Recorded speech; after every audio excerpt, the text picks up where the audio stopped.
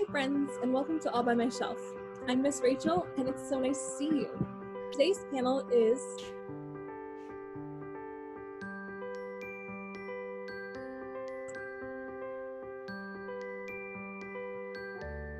Tension Through the Genres. 6 incredible authors are here today to talk to you about what it takes to put tension in their stories. Those authors are Jennifer Iacopelli, Rebecca Coffindaffer, Y.S. Lee, Amparo Ortiz, Olivia A Cole, and Michelle Falkoff.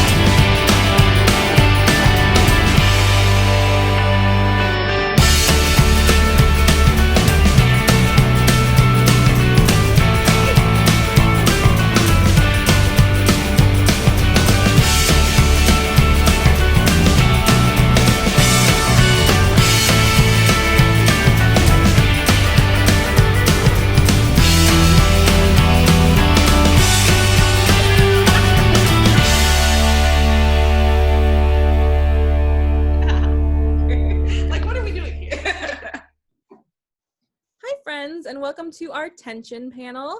I would like to start by having all of our lovely panelists introduce themselves and telling you a little bit about their book. So anybody, or books, anyone can start. I'll jump in. My name is Rebecca Coffindaffer. I am a debut young adult author. My very first book is coming out September 29th. It is called Crown Chasers. It is a young adult space opera about a girl who is sort of a planet-hopping, wisecracking pilot, and she gets caught up in a race to try and find the royal seal and claim the empire, the space empire that she lives in, and she doesn't want to win, but for various reasons, she's caught up in the struggle anyway. It sounds so good. I'll go next, but I can't wait for Rebecca's book. I've been excited about it since it got announced. Hi, I'm Jennifer Iacopelli. I am a young adult author, and my latest book, Break the Fall, came out in February, right before the world kind of collapsed. It's about a 17-year-old gymnast named Audrey who has just made the U.S. Olympic team. And she's really excited that she's going to go to the Olympic Games with her best friend, Emma. And just before they start to train intensively for the games, their head coach is arrested for abusing one of their teammates. And we follow Audrey and her team through the fallout of that, tragedy, and through the Olympic Games, where we find out who wins, who loses, and all that exciting stuff. Everyone's book sounds so good, and I've been frantically tearing through the ones that I can find. I just finished the first book in the Agency series recently, and now I have the rest of them on hold at the library. I'm very, very excited to keep going. So I'll go next. I'm Michelle Falkoff. I've written a few YA books, and I have one coming out this November, which is sort of well into the abyss where we just don't know kind of what will be happening. And normally I would be scheduling events and scheduling launch parties and things like that, but I'm right now I'm just kind of surviving. So the book is called How to Pack for the End of the World. It's all about people who are afraid of the apocalypse in its various forms. It's contemporary realism. It feels very fitting. So, we'll see how that goes. Hi, my name is Amparo Ortiz. I am the author of BLAZEWRATH Games. It's coming this October 6th from Page Street. And it's basically the World Cup with Dragons. It features a young athlete from Puerto Rico. She's representing her country for the first time. This is her dream, her lifelong dream, is to represent Puerto Rico in the BLAZEWRATH World Cup. Unfortunately, there is a dragon supremacist who wants the cup canceled because he believes that dragons should be set free. And she has to grapple with him trying to cancel her lifelong dream, and also not embarrassing herself and embarrassing her country. I'll go. Hi, I'm Olivia A Cole. I guess first and last name is useful in these things. I'm the author of Anatomy of Beast, which is the sequel to A Conspiracy of Stars. Anatomy of Beast came out last year. And Conspiracy of Stars the year before that. It's science fiction. It takes place on another planet, and it's all about colonialism and animals and friendship.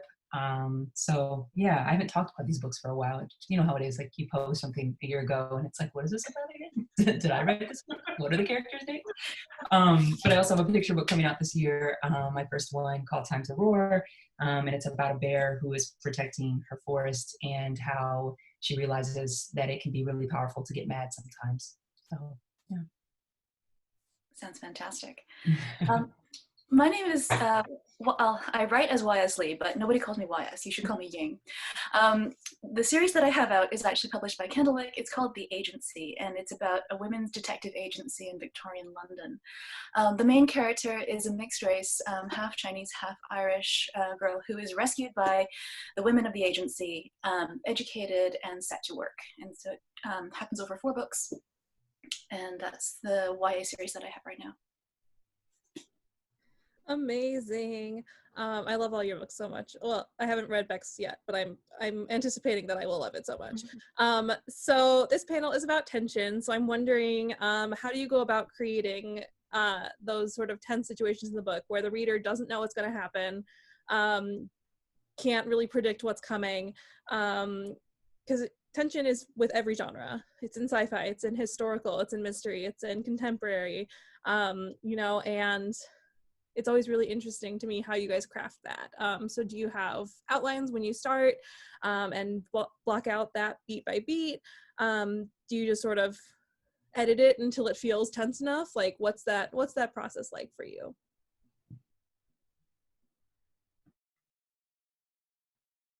I'll jump in just to try. I wish I had a better answer than the one I'm about to give, because I would love to be one of the people who was really structured and organized and had a very clear sense of where stories were headed when I started them. But for me, part of the way that I hope to create tension is by creating it for myself in a way that I have some sense of where I'm going when I start a project, but I don't know a lot. And I'm learning so much as I go that the first stage of developing tension is kind of surprising myself as I'm writing and figuring things out and making sure that I'm not taking the expected path at every turn. And then the follow-up is in revision, where you're going through and you're realizing that there are places where you've kept your characters too safe, where you've kept them away from danger in a sense, because that's something that we kind of do in first drafts. We're very protective of our characters, I think. And in the second draft, we kind of have to ruin their lives. And thinking about the best way to ruin their lives to get them through something is often a good way, I think, to create those tense moments. Go ahead. Something Michelle said it reminded me, because like you were saying before, it's impossible to remember half of what's in your books once they're out. But you reminded me of a moment when I was writing Break the Fall, where I had outlined, I'm very, very structured. Like I outline chapter by chapter. My outlines are like, 20,000 words long, which is basically a 0 draft. But I realized as I was outlining that I was writing results in, and I decided in that moment to not write results. So as I was writing, what felt right at the time was what I decided to put in. So I had, because gymnastics is an insane sport in real life, it's even more insane in fiction, where there's math and spreadsheets and crazy, insane things that you have to do with it. But I planned all that out, and then I left the medal results for the very, very end and filled them in. Because like Michelle said, I was definitely going to protect my characters because they were going through so much that I was like, everybody wins, gold medals for everybody. No tie breaks, no one loses, everyone wins. And I knew that wasn't going to fly. So I left it all blank and then filled it in on the second round, and it worked out much better that way. And still later on, I had to torture them even more. But it was still a way to create that tension, at least at the beginning of the draft process. I loved what you said, Michelle, about protecting your characters, because I hadn't realized that was a universal impulse, but maybe it is. Because I always thought about it as me being a coward. And so sometimes it's as straightforward as setting up as like, what is the thing that I would least like to happen to me or someone I cared about in this next scene? And oh, there it is. And it hurts. And there's that moment when you're like, no, no, no, but yes. And so I think you're right in that you don't always know until it's in the moment. And I think it's really interesting, Jennifer, that even you as a planner, you have that moment where you're like, I can't actually predict this. I can't schedule it in. It just has to be the most momentous, least positive thing in lots of cases that you pull out in that moment. I think that's both really great observations. I used to actually call it to myself being an idea squirrel, basically this idea that I was holding off on these really cool concepts to use, like, oh, it's going to be in the next book or it's going to be later. It's like an old book that will never see the light of day. I was like, oh, well, in like book 3, because I was like 19 when I was writing this, like book 3 of 5, then the castle is going to explode. And it wasn't until somebody was like, why isn't that happening in book 1, that I was like, oh, you can't, like, you don't have to take those really big ideas and like save them for later. Like, put them in now. Like, what's that horrible thing that could happen? Let's do it now and then figure it out later. I do it in an outline like Jennifer, but I still like do the horrible thing right when you want to do it, and then try to figure out how your characters will get out of that situation. I'll go. For me, at least in the Conspiracy of Stars series, it's so much of the book itself is so much about world building and this strange planet and its strange animals and strange plants, and kind of setting up a feeling of trust where Octavia and her family, who are scientists, are kind of exploring this planet and learning what they can trust as far as food, what they can trust as far as animals, and then revoking that trust, and how the world itself is already very tense because they're just focused so much on survival, and kind of exploring what happens when their trust is too, I guess, arrogant, and both giving and receiving trust between characters, but and the animals are characters also, because I guess it's a spoiler, whatever. The book has been out for 2 years, so go. But animals that Octavia thinks she can trust, and then realizing through the communication she's able to have with them that she might have been wrong. So I guess upending expectations is one way of doing it in my books, but just the world itself. The world itself is very tense, and survival is not guaranteed. So it kind of lends itself. And so like exploring the world through Octavia's eyes, the reader, I think it's just kind of automatic in a way. And I think that's one thing about science fiction that is just possible, that isn't always necessarily in contemporary, because we know our own world. We usually know which kind of dogs we can trust. If they're on a leash, then you're typically good. But in a jungle, the rules are different. I agree with everything that everyone has said. And I also think that in terms of high risk and making it very difficult for your character, I actually don't struggle with that because I love making their lives difficult. I don't know what that says about me as a person. We're not going to get into that, but I absolutely love creating conflict. And I also love it when the conflict makes the character wonder, okay, if I fail now, what is this going to cost me on an emotional level? Because it's very fun to write all of these explosions and these car chases and things that are very impressive in terms of what's happening around the character. But I also love to consider, okay, I can make her life difficult or his life difficult with anything, but I want it to hurt them in a way that makes their future seem unstable. So how can I hurt them? How can I take hope away from them? And because I'm writing about a book that features a competition, of course, you want that glory, you want that cup, you want that trophy at the end, but also on a personal level, what does this mean to you? And in my main character's case, it means being Puerto Rican, being considered part of the team, being considered part of her country. So I feel like if she loses, she's going to fail more people than just herself. And that embarrassment and that lack of belonging is something that ramps up the tension for her. But also running from Dragonfire is pretty horrifying as well. So one of the things that can make a reader sort of tense as they're reading is the interactions between your protagonist and your antagonist, whether the antagonist is a person or if it's an organization or if it's a formless thing. I mean, I was at Boston Teen Author Festival and they had a question about the villain of their book, and Marco Shiro was like, the villain of my book is racism. So so whether it's a person, whether it's a organization, whether it's a formless thing, can you talk a little bit about your antagonist? If you've got multiple, either like, I know you've got a series, so there's a couple different ones throughout. Pick your favorite. Talk a little bit about your antagonist and what they're sort of striving for.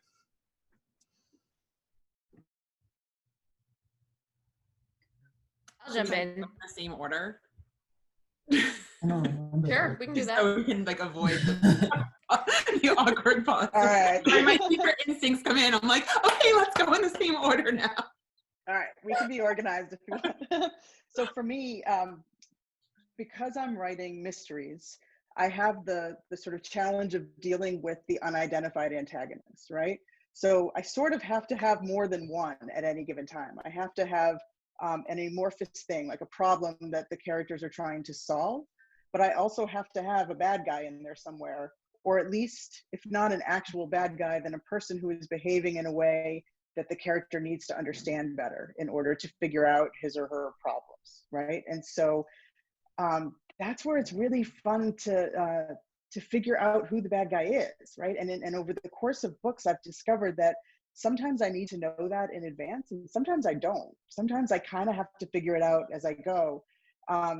My first book and my most recent book share my complete lack of knowledge or misconception about who the antagonist was when I started writing. And I kind of figured out that I was wrong as I tried to work through the story itself. And that's where, as much as I want to be a structured, organized person, it kind of helps me to not be, because I leave myself some flexibility to figure these things out. But what it also means is that there's no obvious bad person at any point that I'm writing, which I kind of like. I like having antagonists that are well-intentioned or have their own motivations that make their actions make sense to them, even if they're not, very generous to other people. It's kind of fun to have that be a source of constant tension through the writing process, in the same way that I'm hoping it will be through the reading process for other people.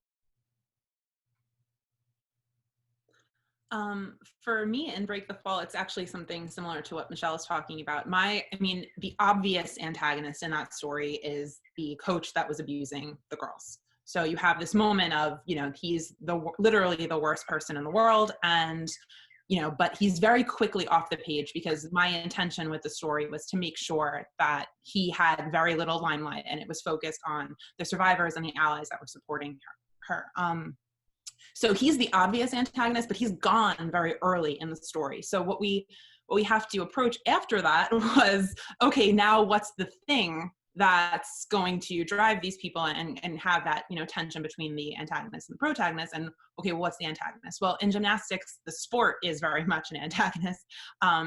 The first thing gymnasts learn how to do is fall, because that's all they're going to do for the rest of their careers. So their actual sport is an antagonist. Now, because of how the team in the book is designed, their teammates, friends or not friends, become antagonists, because now it's, okay, well, who's going to actually make the team, and who's going to be the ones whose dreams die and don't get fulfilled, because there's pretty much a one and done in the sport. And then on top of that, you have all these external pressures that are mostly well-intentioned, people who are there to support them, fans, family, friends, boyfriends, girlfriends, who are there to try to prop them up during this, crazy, chaotic time, but in actuality make it a little bit harder for them to succeed. So I didn't have Voldemort on the other end of a wand, there was your antagonist right there, but there was a lot of little stuff that I had to build in going forward because, why contemporary sports fiction? There's not a lot of evil, and I wanted my particular set of evil off the page quickly, so that's how I dealt with it. Well, like Michelle, I also write mysteries. That's what my YA quartet is about.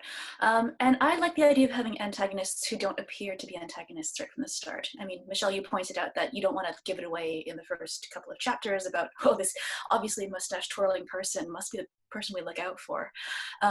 Clearly that's not the case. But I also think that you want the antagonist to make retroactive sense. So once things are revealed, there has to be a sense of inevitability to the explanation. Yes, of course, if we'd been paying attention, we would have picked up these things, and they do make sense. Having said that, I think one of the interesting things that my favorite authors do is layer in other sources of antagonism and threat and danger that aren't necessarily to do with the actual mystery plot, but have to do with how the protagonist experiences the world. So there are, people out there with just a lot more power than the protagonist. And so whether it's, socioeconomic or whether it's in some other form, there are all these other relationships and hurdles to negotiate that make things, I think, feel complex in a lifelike way, in that there's never going to be one single path that we're following. But there are so many things to navigate that sometimes we take our eyes off what our main plan was and have to turn around and sort of divide our attention in that way. And so I think that's also a really important source of tension, because when someone's focus is logically and reasonably drawn in another direction, that's where a lot of the tension can crop up. I think that's a really, really good point because you can't just there's the antagonist, but then there's so many other forces at play.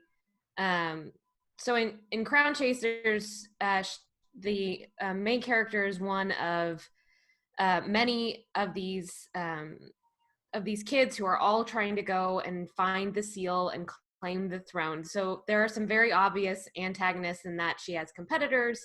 There's one in particular who I used as very much a foil in terms of how he approaches life is completely different, and so they play off of each other. But more than that is that journey, like Ying was talking about she's been kind of going around the world, the universe, with blinders on, and being in this competition, she has to encounter the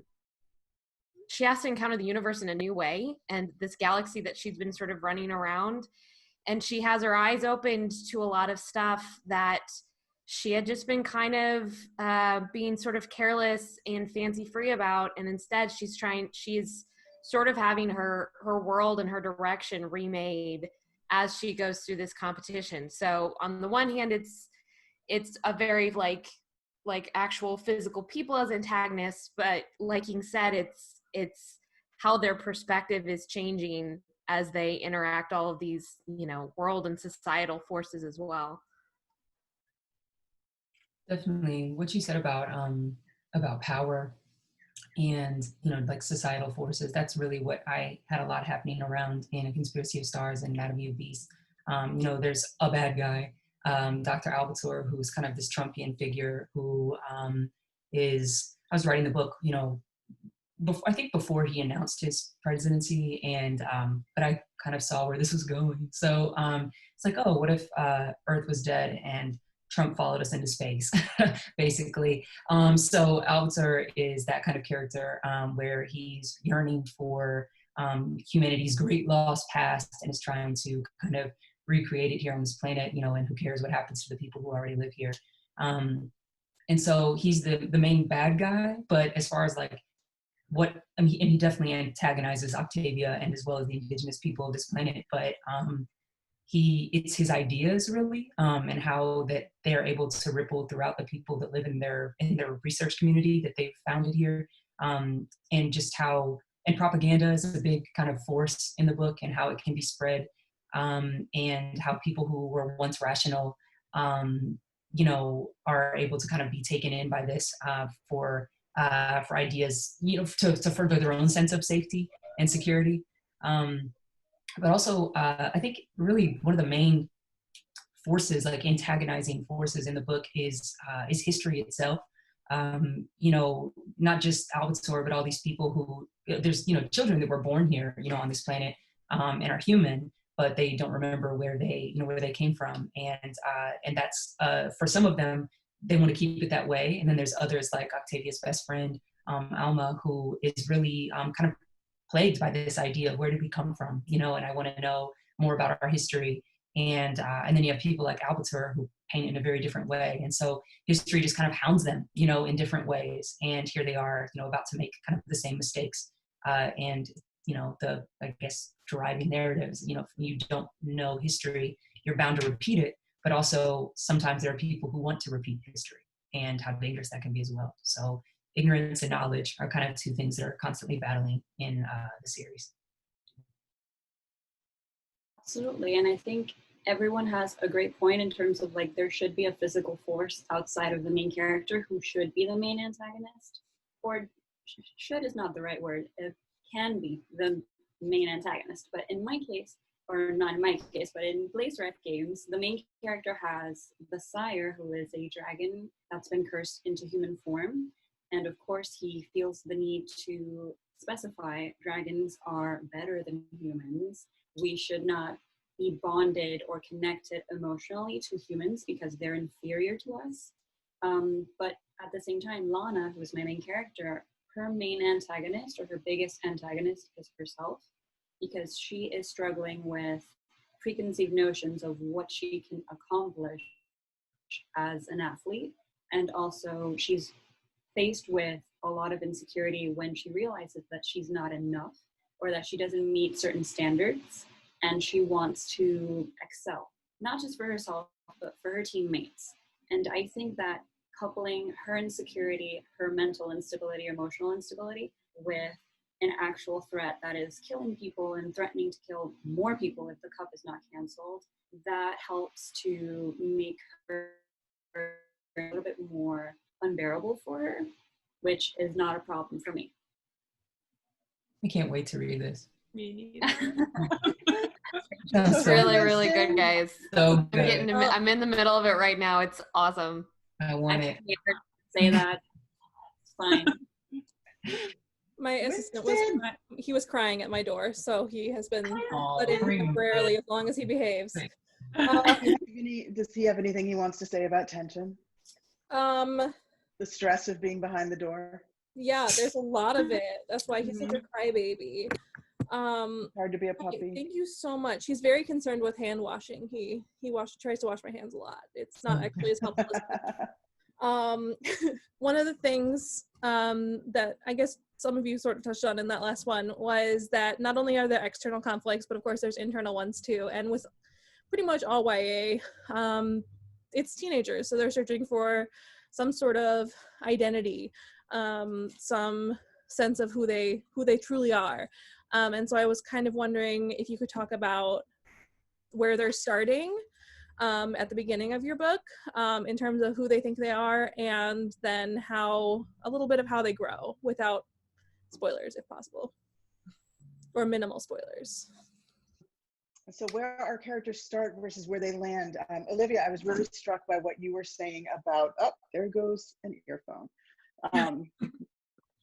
We're all falling apart. Yeah, I know, seriously. I got to work on my tech. I was very struck by, Olivia, what you were saying about writing the book as the election and its events were happening, right? Because I was in the position of finishing one book as the election and all the events were occurring, and not being able to reflect that in the world of the book, and being really frustrated by it. And when I started the next one, the one that is coming out in November, I was very focused on what's happening now. And I was very preoccupied with it in all its forms. And things were moving what at the time seemed so quickly, although now it's almost, glacial compared to the speed of events that we're dealing with in the moment. But I really wanted to try to reflect some of the feelings that I was having about our political situation and our cultural situation in this book. And so I created a character who was basically preoccupied with the same stuff I was. And so she starts out in a place where she is very concerned about, about politics, about racism, about anti-Semitism, about homophobia, all the different things that she's seeing herself and her friends having to deal with. And the specific harm that's happening in her home community, the new harms that she's encountering when she tries to branch out. But it was hard because, we don't know how all of this is going to end. And I'm finding this is the same issue that I'm having in pandemic land, where we have a pretty good sense of what our present dangers are, but we don't know where we're headed and what's going to change. And I had to write this book before I knew the answers to a lot of the pressing questions that I have about our political situation. And I found that even though I started in a very pessimistic place, I started in a very kind of negative, wanting to deal with problems place, I'm sort of a fundamentally optimistic person, and I couldn't make that stop. And so to try to make this make sense, right? I started with a character who was in a very, very dark space. And I brought her into a space that in some ways became darker so that hopefully she could emerge in a lighter space. Because I'm hoping that we will all emerge in a lighter space. And I couldn't do that definitively because I don't know where the world is headed, but I could certainly send her on an emotional journey that helped her to manage the situation that she was in. For Break the Fall, it was a little bit more internal, the process my main character Audrey goes through. She's 17 years old. She knows 100% that after the Olympic Games, no matter what happens, she cannot do gymnastics anymore. So she's sort of dealing with this thing that people deal with most of the time at, an advanced age, and she's a kid. She can sort of relate to other 17-year-olds in that they're graduating high school, hopefully, and maybe going off to college or whatever is next for them. But there's a very clear path for kids like that most of the time, or at least pathways that have already been, taken. And she's kind of like, well, I'm a professional athlete who has to retire before I can have a drink. And I don't know what to do with the rest of my life.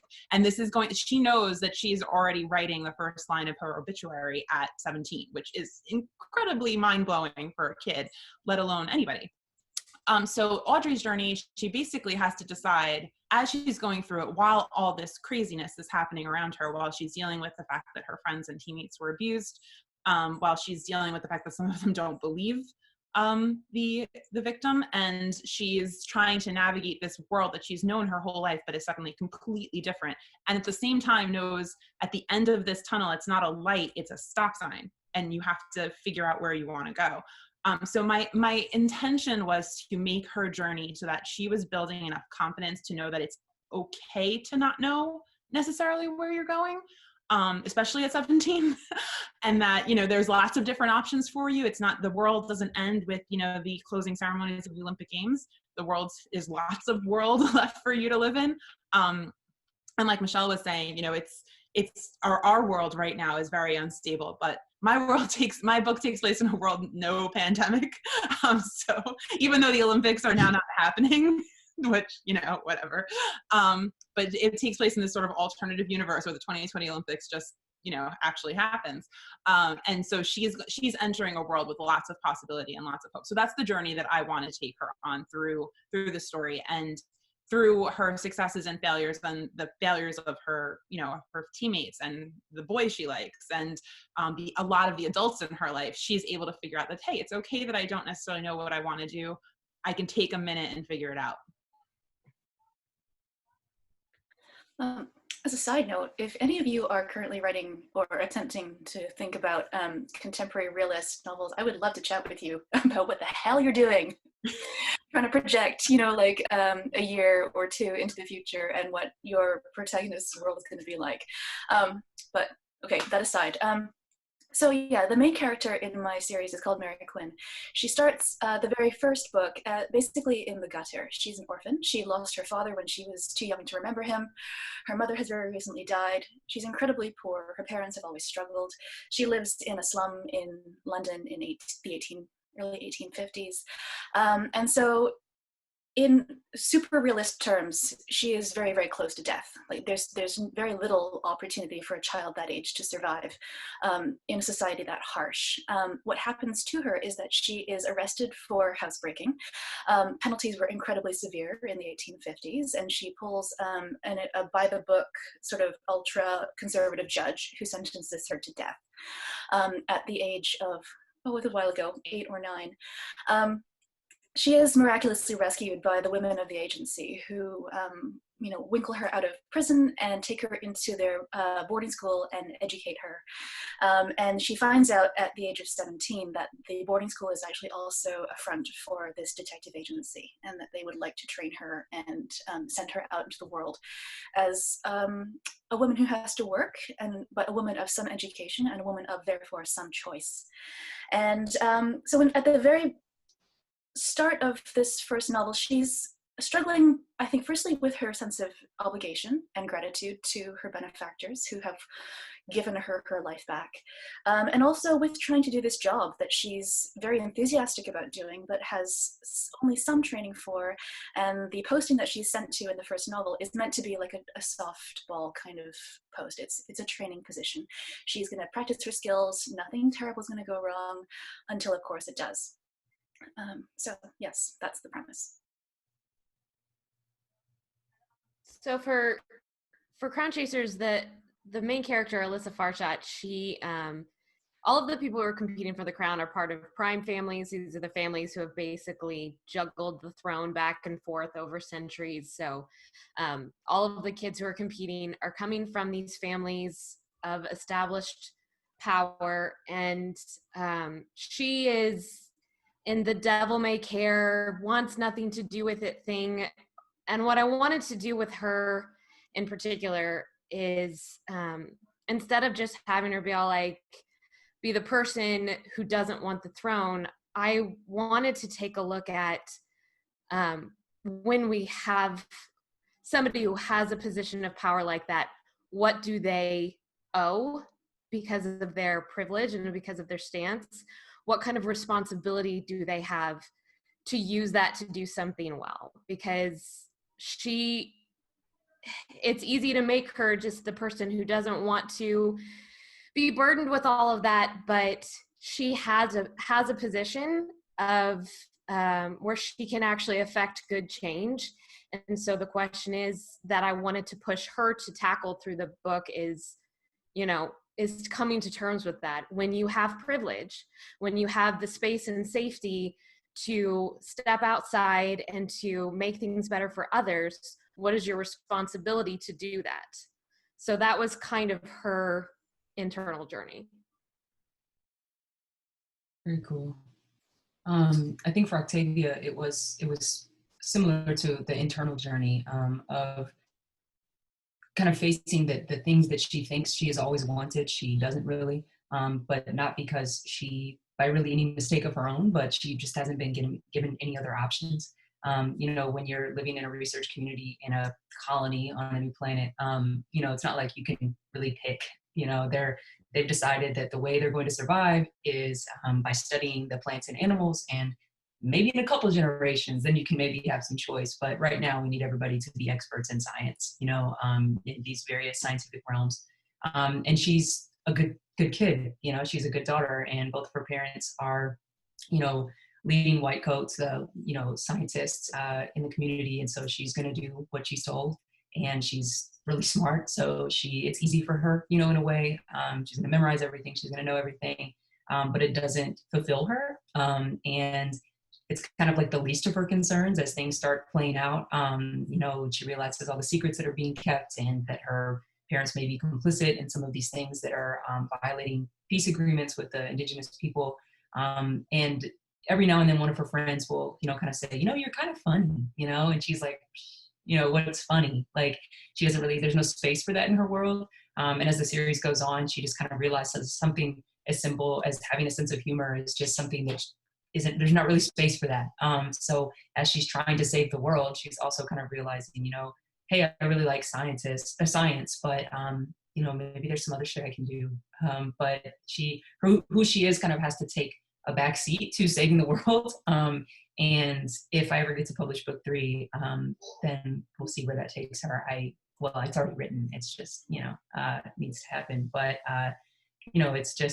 it's an internal journey that is kind of it's an internal struggle that's created by her external situation. And I think that's as a former nerdy kid, I'm still a nerdy kid, but I'm just 32 now. But, you sometimes are given a lot of, lane switching availability. When you're in high school, you're the nerd.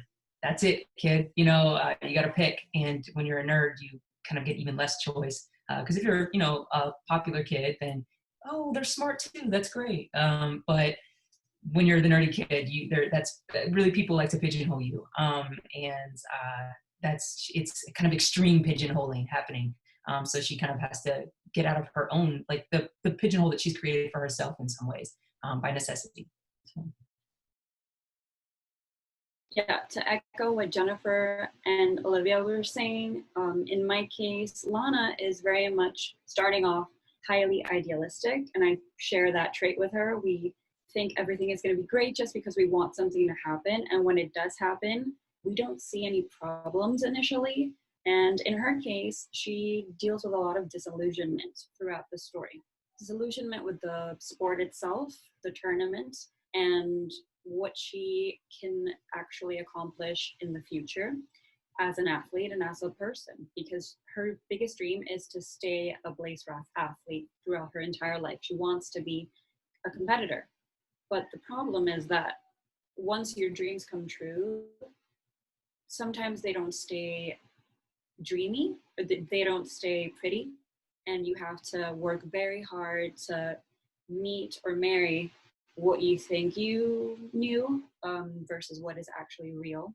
And it's about redefining herself. Her journey is mostly about answering this question, like, when I have power, or if power is given to me, what do I do with it? And if I lose the power I thought I had, am I weak now, or do I have other choices? Am I going to be powerful again? How am I going to reclaim any power? And will that power make me actually feel powerful? It's something that at 17, she shouldn't be as invested in, because she's as flimsy in terms of thought as any other teenager her age would be perceived to be. But in her case, she does have a very clear thought pattern. She knows what she wants for her future, but then when she gets it, how are we going to actually get to the point where we're happy? What makes us happy? Is my dream coming true the only way I can be happy, or are there other ways? I feel like you summarized publishing. Once I achieve my dreams, are they still dreamy? Yeah. If I win this award now, will it make me happy? Yeah, like you get that first book deal and you think you've made it. And then maybe you feel like you've made it for a little bit, and then other hurdles start cropping up, or new goals, new markers of success start cropping up. And it's a constant redefining of yourself as an artist. Definitely. Just minus the dragons. Yeah. So far, There's still some dragons. Yeah. Yeah. There might be a few dragons here and there. Theoretical dragons.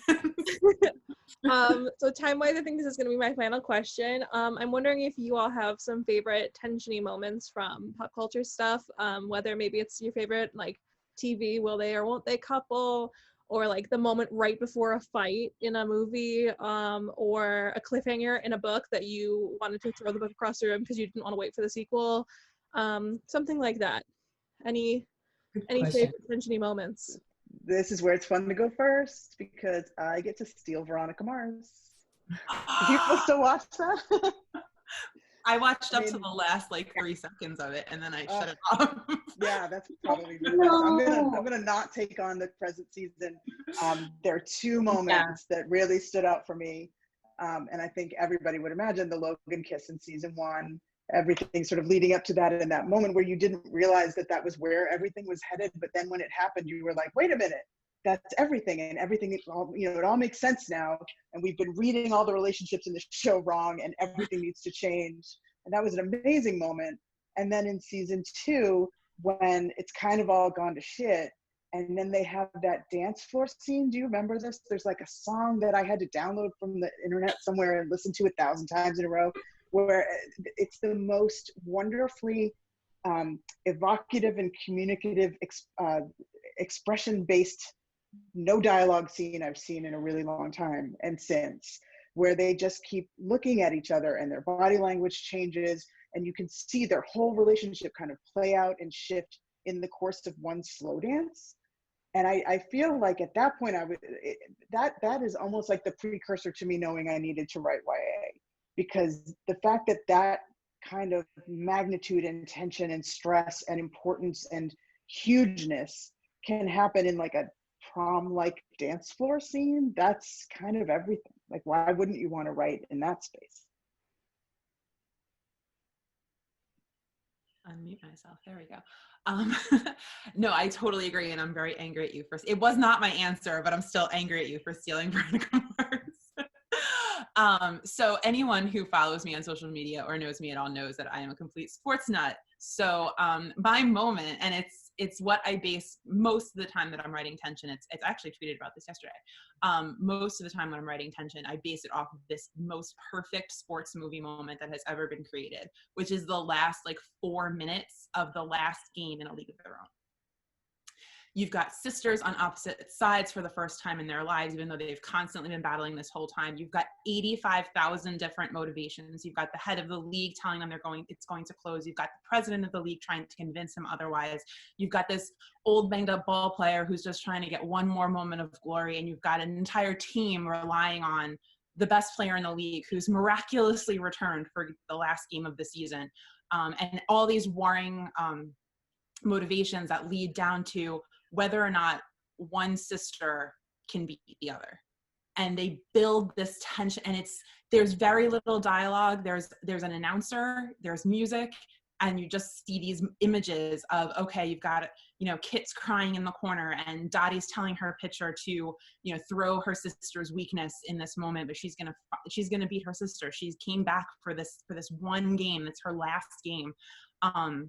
And then the entire movie spins our expectations, and Kit manages to hit the ball, and then she's tied the game, and yay, she's tied the game.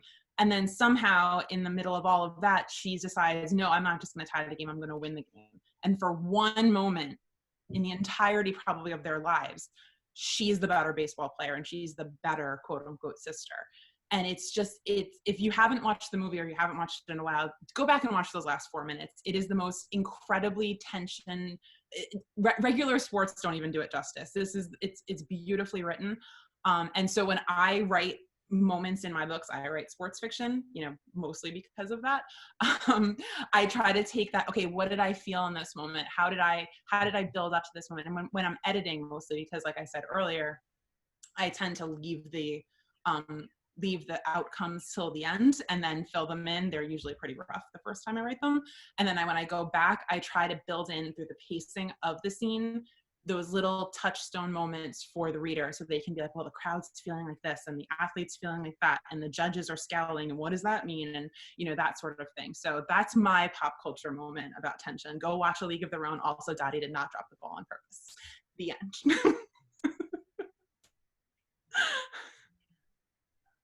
All right.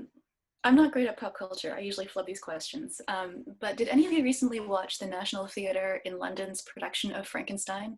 It starred Benedict Cumberbatch and Johnny Lee Miller, and they alternated roles between playing Victor Frankenstein, the scientist, and his creature on alternate nights. And so they played both roles. And it was, and the night that Benedict Cumberbatch plays the creature, there's the opening scene. I'm not going to, I guess these aren't really spoilers. The book is 140 years old.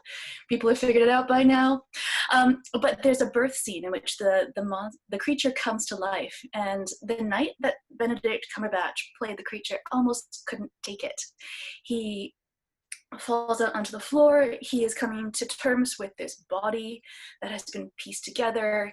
He tries to figure out how to walk and how to stand, and it got to the point where I was like, if this goes on for another minute, I have to switch this off and go do something else, because it was so incredibly difficult to watch. It was like a masterclass in how to create tension with no words. It was extraordinary. And then later on in that same production, there's another really wonderful scene of confrontation between Victor Frankenstein and his creation. And it's that moment where, without words, you think, oh yes, this is the primary relationship of the entire book, and everything else comes second. So yeah, really, really wonderful production. I had problems with other aspects of the production, but the main roles were really well cast and really well thought out. So yes, that's my choice.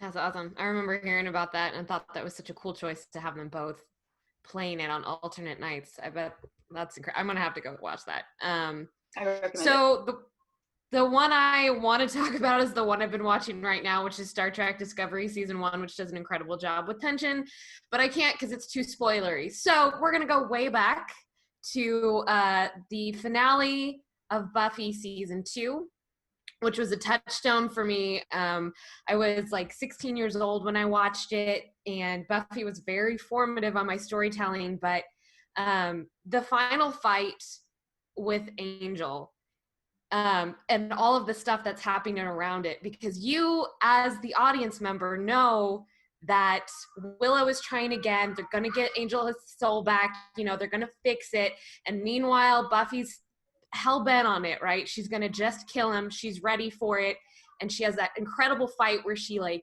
chooses herself when she has nothing left and can't like she has no other option. He gets his soul back, but it doesn't matter because he already woke the demon and she still has to kill him. And I just cried so much after I watched that finale. And it didn't matter that I'd already read all the fan stuff that David Boreanaz was coming back the next season. Like, it didn't matter because that horrific choice that Buffy had to make was just imprinted on my soul of what terrible things we can do to our characters, basically. Like, what's the worst thing you can do? Well, you can give her love of her life back, but she has to kill him anyway.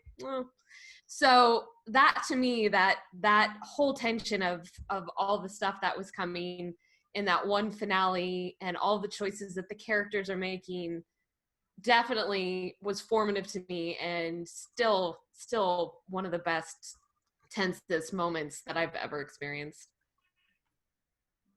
What I've never seen, I'm going to confess this. This has become a confessional booth.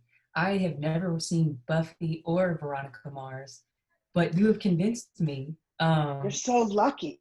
Clearly. Now you can't. I need to Buffy so many times over social distancing. Like, I'm on, I think, rewatch number 3, and I was gonna riot if somebody didn't bring up Buffy. So good. Yeah, I'm like, okay. It's not that I ever was like, I'm not watching that. I just never did, it just didn't happen. So now, no time like the quarantine. So I will do that. Thank you. I also am really bad with pop cultural moments, because when someone asks me to pick something like this, suddenly I'm like, have I ever watched TV? Have I ever seen an actual movie? I can't think of anything. So I'm just going to go with the most recent. I just watched last weekend the finale of Westworld. And, I'm a sci-fi girl, so that stuff is always, it for me. I'm also writing a robot derby book right now.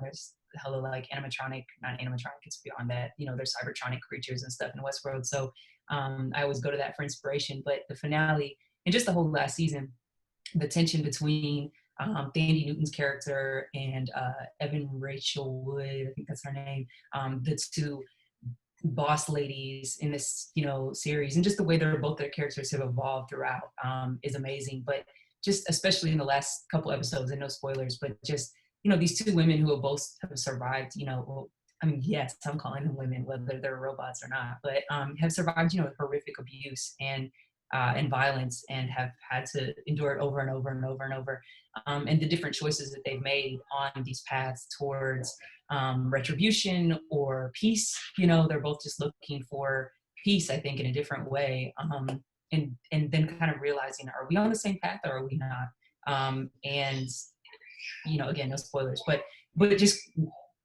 wild tension, between them and each other and themselves and the allies that they've gathered along the way. They're between their very existence, and the nature of their existence. Really, I've got issues with the show, but it's really phenomenal just watching these two women characters kill people for one thing, but also just kind of just wreak havoc, and that's another kind of tension, but and it's cathartic in a way. I shouldn't admit these things, but just like, yeah, blow some shit up and and kill some people, and that the tension it creates in me, just as someone watching who I'm not a big fan of violence, like it puts tension in me, as a watcher, because that's not a natural state for me. But it's really a very interesting series, and that finale was wild. So I need to catch up with Westworld because I started it. I think I saw all of season 1 and I was hooked. And then I think I saw the first episode of season 2, and then I don't know what happened to me that I stopped watching. But I did the same thing though, because you have to really be prepared to feel real stupid when you watch Westworld.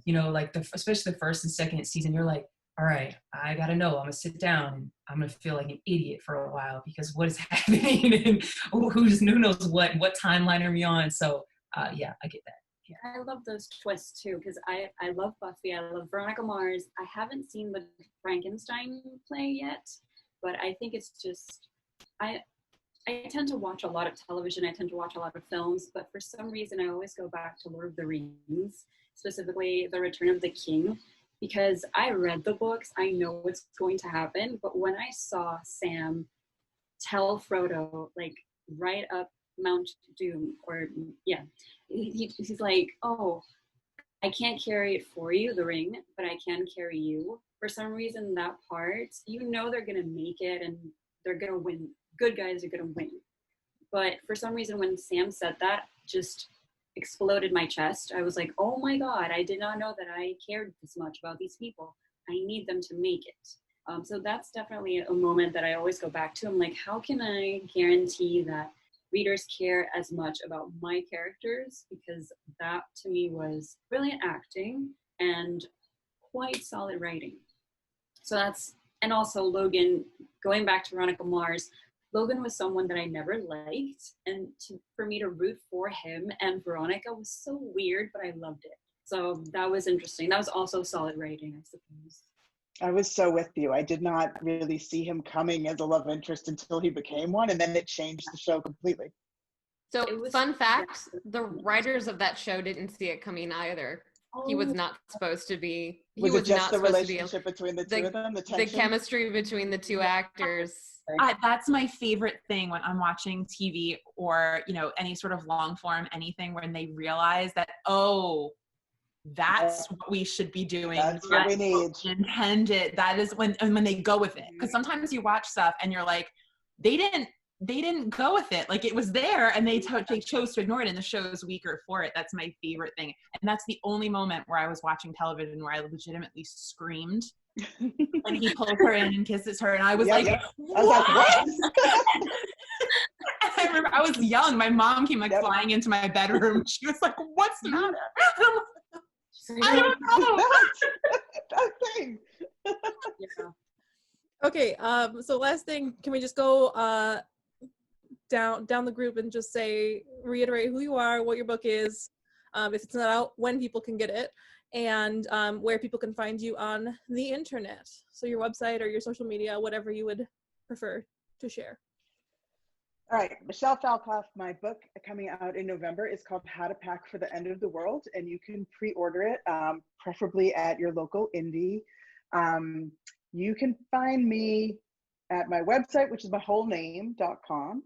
You can find me sporadically on Twitter and Instagram, but I tend to bake a bunch of stuff, take some pictures of my cat, recommend a few books, and then disappear for a few weeks. So if you're patient, then that is where I tend to be.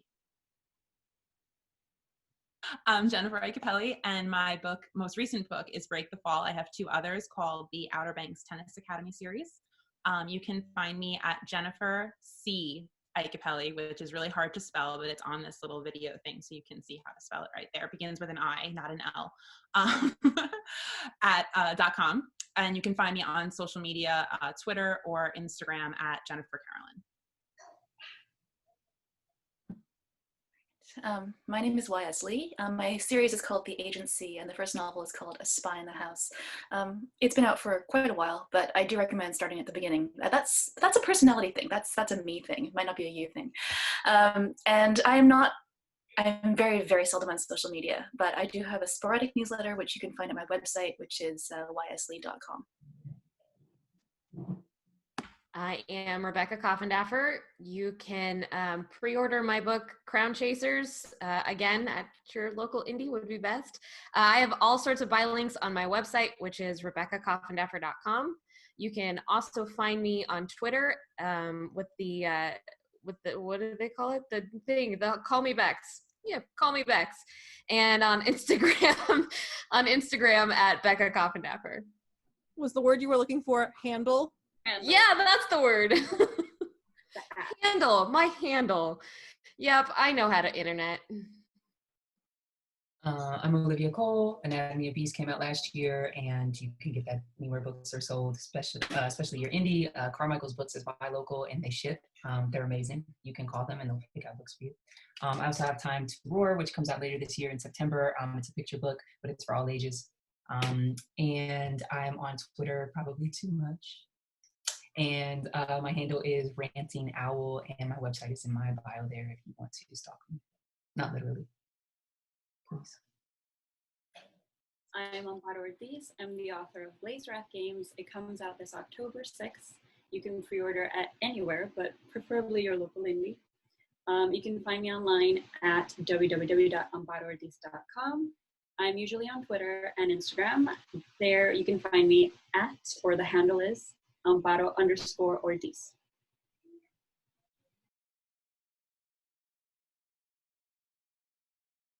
Hey y'all, thanks so much for tuning into this panel.